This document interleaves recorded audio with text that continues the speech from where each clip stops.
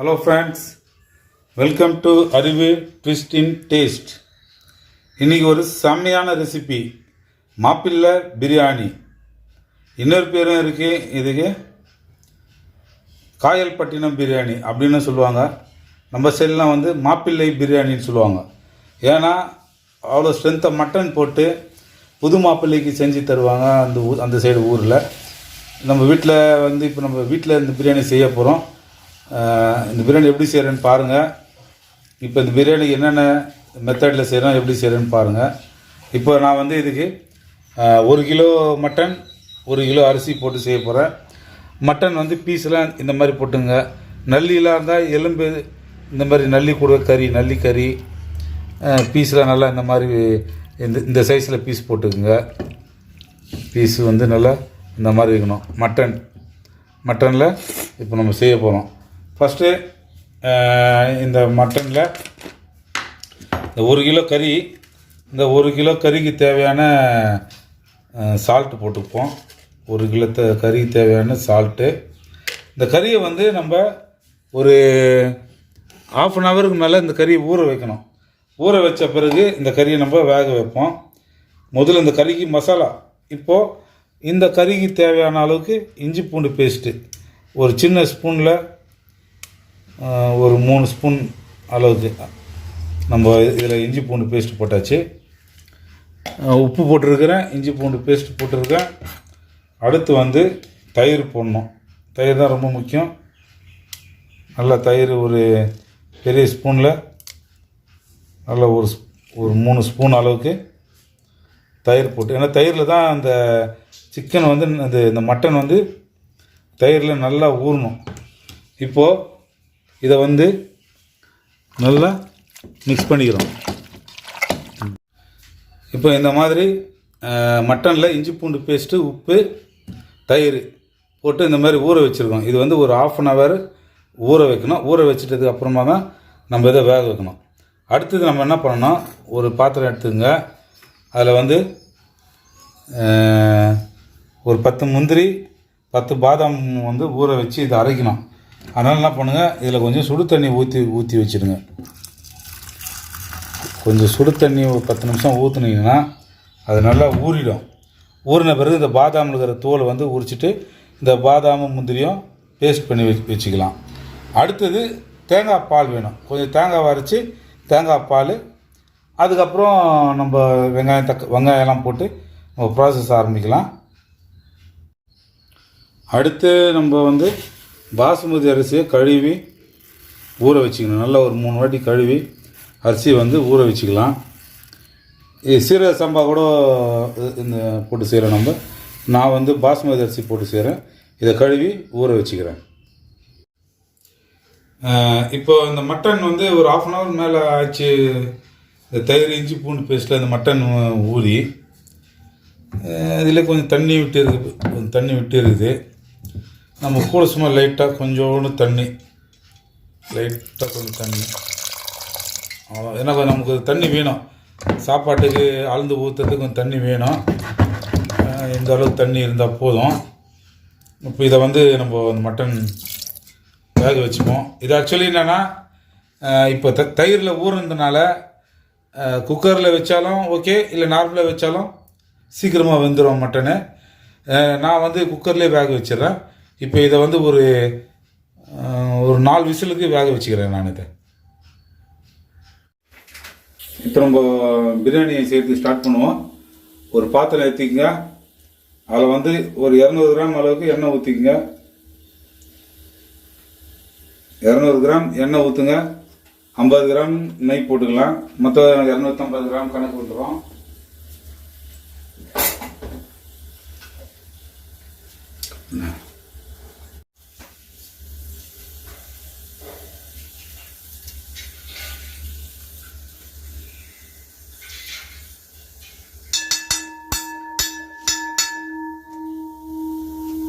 எண்ணெய் சூடாயிடுச்சு.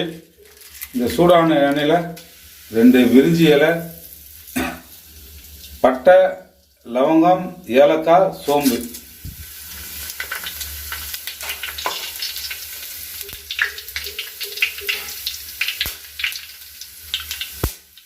அதுக்கப்புறம் ஒரு 400 கிராம் வெங்காயம், ஒரு 7 பச்சை மிளகாய். 400 கிராம் வெங்காயம், 7 பச்சை மிளகாய் போட்டுக்கலாம். இதில் கொஞ்சம் காரம் தேவைப்பட்டதுன்னா நீங்கள் கொஞ்சம் எக்ஸ்ட்ரா போட்டுக்கலாம், பச்சை மிளகாய் போட்டுக்கலாம்.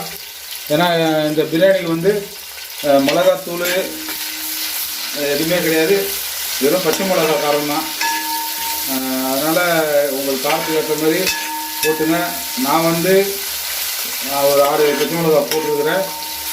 இப்போ இந்த வெங்காயம் வந்து இந்த எண்ணெயில் நல்லா ஃப்ரை ஆகணும், ப்ரௌனாக ஆகிற வரைக்கும் இந்த வெங்காயத்தை வதங்கணும்.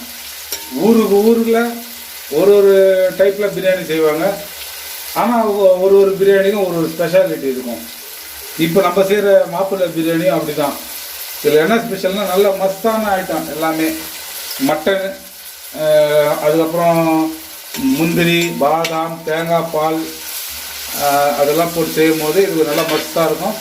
அதனால தான் இதுக்கு பேர் வந்து மாப்பிள்ளை பிரியாணிங்கிறாங்க. அப்படின்னா காயல்பட்டினம் பிரியாணி.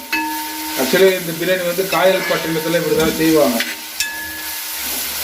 ஆனால் இதே பிரியாணி வந்து யாக்குனி புலாவ்னு சொல்லிட்டு கொஞ்சம் டிஃப்ரெண்ட்டான ஸ்டைலில் ஆப்கானிஸ்தான், பாகிஸ்தான், அங்கெல்லாம் அரப் கண்ட்ரிஸில் கூட செய்வாங்க.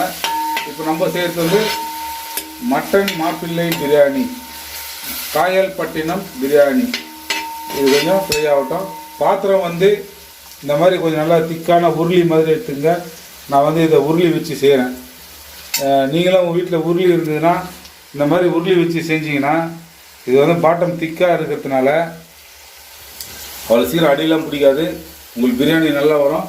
இது ப்ரௌன் ஆகிற வரையும் வெயிட் பண்ணுவோம்.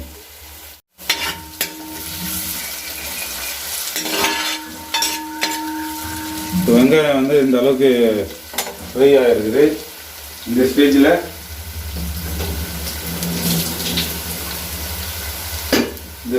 கொஞ்சம் நல்லா ஒரு கைப்பிடி அளவுக்கு மல்லி, புதினா நல்லா ஒரு கைப்பிடி அளவுக்கு போட்டுக்கின்னு இதையும் நல்லா வதக்குங்க.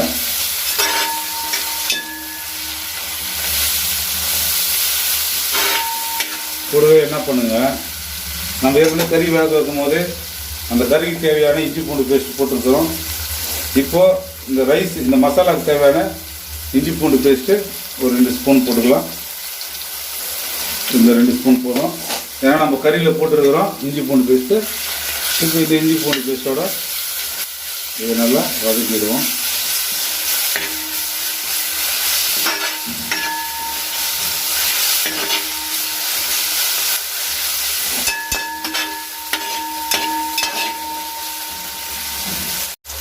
இப்போ இந்த ஸ்டேஜில் கரம் மசாலா ஒரு 2 ஸ்பூன் கரம் மசாலா அதை போட்டு நல்லா வதக்கிக்குவோம். இந்த கரம் மசாலா, இஞ்சி பூண்டு பேஸ்ட்டு, வெங்காயம், பச்சை மிளகா, புதினா, கொத்தமல்லி இது வரையும் நல்லா இது பண்ணிப்போம். இது கூடவே வேணும்னா தயிர் நம்ம இதில் கறியில் போட்டு வேக வச்சுருக்கிறோம். இதில் வந்து ஒரு ஸ்பூன் போட்டுக்கலாம் தயிர்.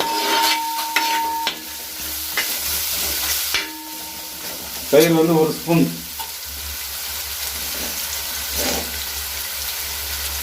தயிர் ஒரு ஸ்பூன் போதும். தயிர் ஒரு ஸ்பூன் போட்டாச்சு. அடுத்தது இந்த மசாலாவுக்கு தேவையான சால்ட்டு கொஞ்சம் சேர்த்துக்கலாம். சால்ட்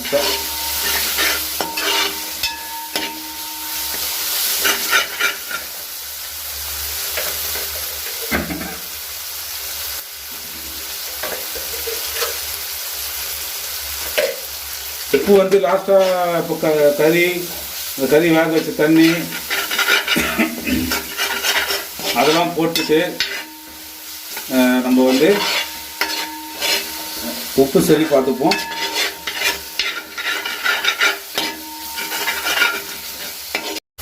இப்போ இந்த ஸ்டேஜில் நம்ம வந்து வேக வச்ச கறி இதில் போட்டுப்போம். வேக வச்ச கறி மட்டும் இதில் போட்டுப்போம்.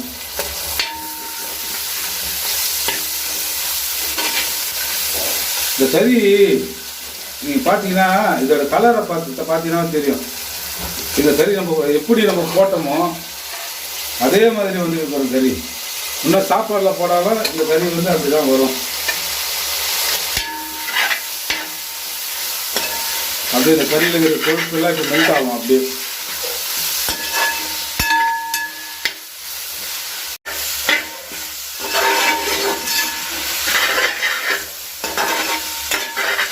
இப்போ இந்த தயிரில் போட்டு ஊற வச்சதுனால தான் உங்களுக்கு கறி வந்து இந்த மாதிரி கலரில் இருக்குது. இல்லைன்னா உங்களுக்கு அப்படியே பிளாக்காக மாறிடும். இப்போது இந்த கறி வந்து நல்லா அந்த மசாலாவில் அந்த கறி வந்து நல்லா ஊறிடுச்சு. இப்போ நம்ம என்ன பண்ணணும், தண்ணி கறி வேக வச்சு தண்ணி நம்ம அளவு தண்ணி ஊற்றிக்கலாம். ஒரு கிலோ அரிசிக்கு 1.5 லிட்டர் தண்ணி, அந்த அளவுக்கு நீங்கள் தண்ணி ஊற்றிக்கணும். 3 கப்பு அரிசி போட்டிங்கன்னா 4.5 கப்பு தண்ணி ஊற்றிக்குங்க. 3 கப்பு அரிசி போட்டால் 4.5 கப்பு தண்ணி, அதுதான் வந்து ரேஷியோ.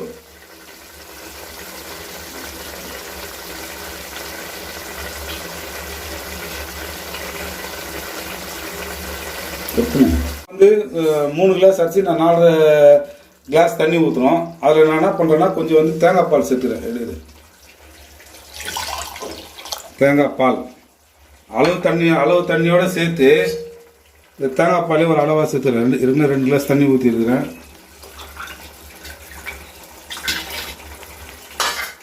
இப்போ நான் வந்து 4 கிளாஸ் ஊற்றணும். அதனால் கொஞ்சம் தேங்காய் பால்,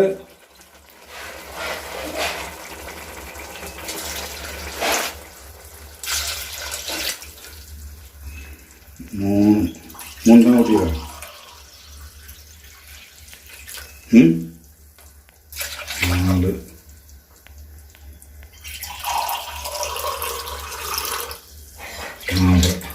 இப்போ அளவு தண்ணி ஊற்றியாச்சு. தேங்காய் பால் போட்டு அளவு தண்ணி ஊற்றியாச்சு. இப்போ என்ன இதுனா, நார்மலாக பிரியாணி செய்யும் போது நல்லா கொதிக்க விடுவோம். இப்போது நம்ம அந்த மாதிரி பண்ணக்கூடாது. இப்போ இதில் உப்பு செக் பண்ணிக்கணும்.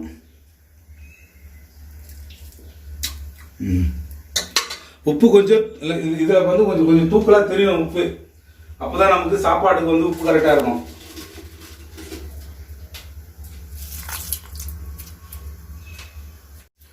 இப்போது இந்த ஸ்டேஜில் நம்ம என்ன பண்ணோம், எல்லாமே ஒன்றா தான் கொதிக்கணும்.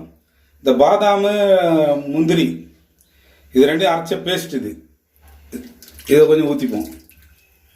பாதாம் முந்திரி அரைச்ச பேஸ்ட்டு இதையும் ஊற்றி நல்லா மிக்ஸ் பண்ணிடணும். ரொம்ப கொதிக்க விடக்கூடாது. கொதி வரும்போது நம்ம அரிசி போட்டுற வேண்டியது தான். இப்போ கொதி வர வரையும் வெயிட் பண்ணோம். ரொம்ப கொதிக்க தேவையில்லை. ரொம்ப கொதிச்சா டைட் ஆகிடும். நல்லா கொதிக்கணும். இப்போ நம்ம ரொம்ப கொதிக்க விட்டோம்னா டைட் ஆகிடும். ஏன்னா முந்திரி தேங்காய் பால்லாம் ஊற்றிக்கிட்டு டைட் ஆகிடும். இப்போ நம்ம வாஷ் பண்ணி ஊற வச்சிருக்கிற அரிசியை போட்டுடுறோம்.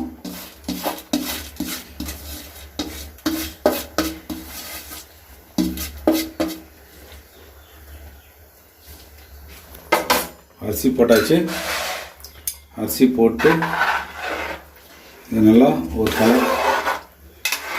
கலர் விட்டுடுங்க.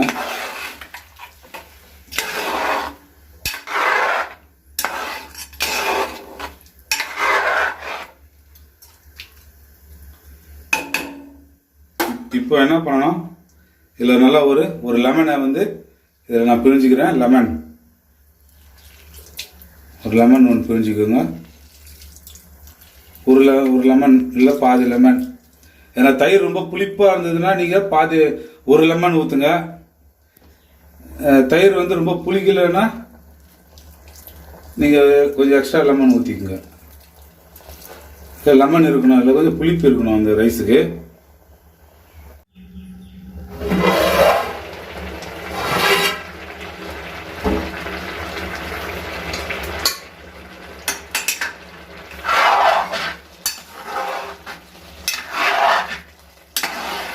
ஃப்ரெண்ட்ஸ், நீங்கள் இதே மாதிரி உங்கள் வீட்டில் செஞ்சு பாருங்கள். நீங்கள் வந்து சிக்கனில் கூட இதே மாதிரி நீங்கள் செய்யலாம். சிக்கன்லேயும் நீங்கள் இது மாதிரி செய்யலாம். நல்லா வரும் பிரியாணி, டேஸ்ட்டாக இருக்கும். அதான் இது எல்லாருக்கும் வந்து பிரியாணினா நம்ம கலராக சாப்பிடுவோம். ரெட் கலரில் இருக்கணும், அப்படி தான் நம்ம எதிர்பார்ப்போம். இந்த மாதிரி நீங்கள் ஒரு வாட்டி செஞ்சு பாருங்கள். அதுக்கப்புறம் பாருங்கள் இந்த பிரியாணி எப்படி டேஸ்ட்டுன்னு உங்களுக்கு புரியும். அரிசி இன்னும் கொஞ்சம் வேகணும். கொஞ்சம் வெந்துச்சுன்னா நம்ம டம் போடலாம். அந்த மூடி வச்சு வெயிட் பண்ணுவோம். அதுவே பக்கத்தில் என்ன பண்ணுங்கள், ஒரு ஸ்டவ்வில் ஒரு தோசை இரும்பு கல் வச்சு ஹீட் பண்ணி வைங்க டம் போடுறதுக்காக.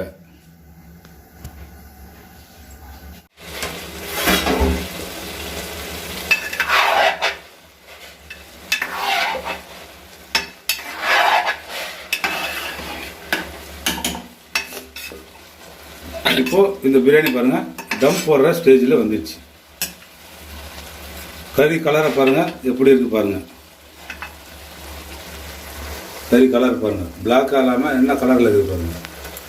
இதுதான் இந்த பிரியாணியோட ஸ்பெஷாலிட்டியே. இப்போ நம்ம டம் போடுற ஸ்டேஜுக்கு வந்தாச்சு. இப்போ ரைஸு தண்ணி எல்லாம் இதுவாகிடுச்சிங்களா. இப்போ என்ன பண்ணணும்னா பாத்திரத்தை மூடிட்டு இந்த பக்கத்தில் நம்ம தோசைக்கல் வச்சிருக்கிறோம், அது ஹீட் ஆகுது. இதை எடுத்து இந்த தோசைக்கல் மேலே கரெக்டாக 10 நிமிஷம் இந்த தோசைக்கல் மேலே 10 நிமிஷம் வச்சோம்னா நம்ம பிரியாணி ரெடி ஆகிடும். ஃப்ரெண்ட்ஸ், இதே மாதிரி நீங்கள் உங்கள் வீட்டில் செஞ்சு பாருங்கள். கண்டிப்பாக உங்களுக்கு இந்த பிரியாணி பிடிச்சிருக்கும். பிடிச்சதுன்னா லைக் பண்ணுங்கள், கமெண்ட் பண்ணுங்கள், ஷேர் பண்ணுங்கள். சப்ஸ்கிரைப் பண்ணாதவங்க சப்ஸ்கிரைப் பண்ணுங்கள். இப்போ டம் முடிஞ்ச பிறகு இந்த பிரியாணி எப்படி இருக்குன்னு உங்களுக்கு காட்டுறேன். டம் அவர்கள் வெயிட் பண்ணுவோம். இப்போ பாருங்கள், சாப்பாடு டம் போட்டு ரெடி ஆயிடுச்சு. சாப்பாடு எப்படி இருக்கு, இந்த டெக்ஸ்சர் எப்படி, கறி பாருங்கள், ஃபஸ்ட்டு கலரை பாருங்கள், கறியோட கலரை பாருங்கள் எப்படி இருக்குது பாருங்கள். இதே மாதிரி உங்கள் வீட்டில் நீங்கள் செய்யுங்க. சிக்கன் போட்டு செய்யுங்க, இல்லை மட்டன் போட்டு செய்யுங்க. அரிசி வந்து சீரக சம்பா கூட நீங்கள் போட்டு செய்யலாம். ரொம்ப சூப்பராக இருக்குது, பார்க்குறதுக்கு டேஸ்ட்டும் நல்லா இருக்குது. இதே மாதிரி உங்கள் வீட்டில் செய்யுங்க. பிடிச்சா லைக் பண்ணுங்கள், கமெண்ட் பண்ணுங்கள், சப்ஸ்கிரைப் பண்ணுங்கள், உங்கள் ஃப்ரெண்டுங்களுக்கு ஷேர் பண்ணுங்கள். என்ன ரெசிபி நான் சொன்ன ஞாபகம் இருக்கா? காயல்பட்டினம் பிரியாணி, அப்படின்னா மாப்பிள்ளை பிரியாணி, இல்லை யாக்குனி புலாவ், இந்த மாதிரி நிறைய பேர் இருக்குது இதுக்கு. இதோட நீங்கள் செஞ்சு பாருங்கள். தேங்க்ஸ் ஃபார் வாட்சிங்.